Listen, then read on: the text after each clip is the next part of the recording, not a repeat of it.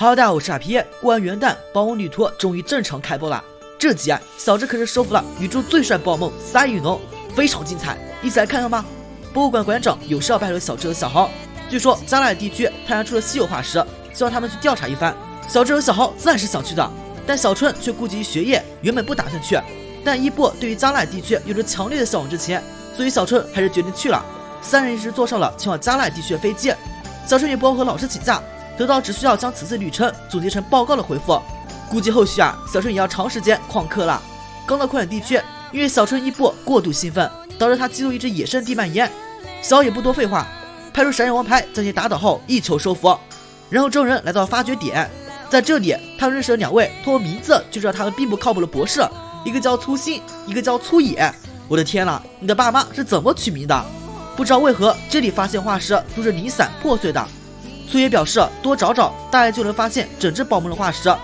为了保证效率，三人于是加入帮助他们一起调查。很快他们就发现一大堆化石，但是似乎并不能凑齐一只宝梦，而是4种完全不同宝梦的化石。然后就如游戏里发展一样，粗心和粗野2人开始了奇怪的构思，把鱼化石和海兽化石拼接成鳃鱼海兽，把鸟化石和龙化石拼接变成雷鸟龙。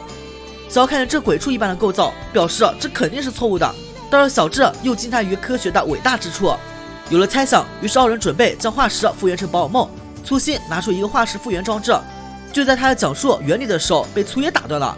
化石复原很顺利的进行着，将化石放入装置，按启动键，接着就耐心等待时间。但复活宝梦也不是1-2分钟就能完成的，这需要数小时的等待。等待时间，小友等人于是决定做咖喱饭填饱肚子。别看粗野看上去大大咧咧的，对于食材处理也很粗糙。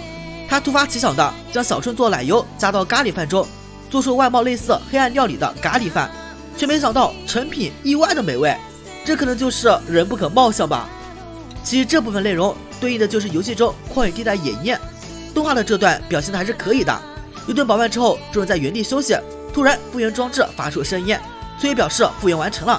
粗心按下了输出按钮，然而从装置中出现2只宝梦，并不是之前粗心和粗野想要得到鳃鱼海兽和雷鸟龙，而是鳃鱼龙和雷鸟海兽。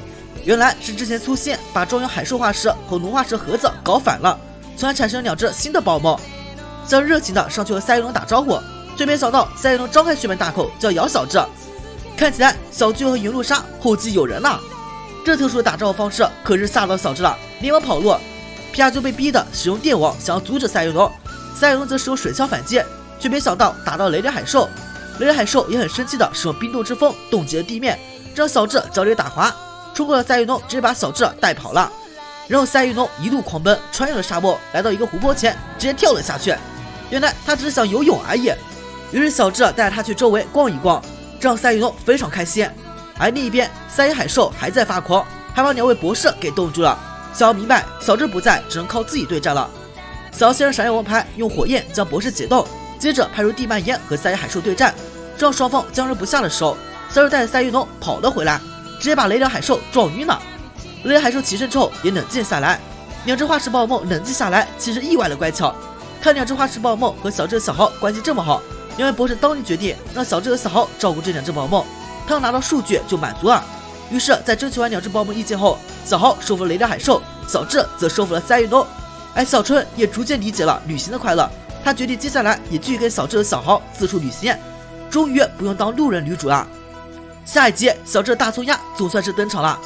小智拿着大葱鸭进行着世锦赛的训练，顺便打一打路人训练师。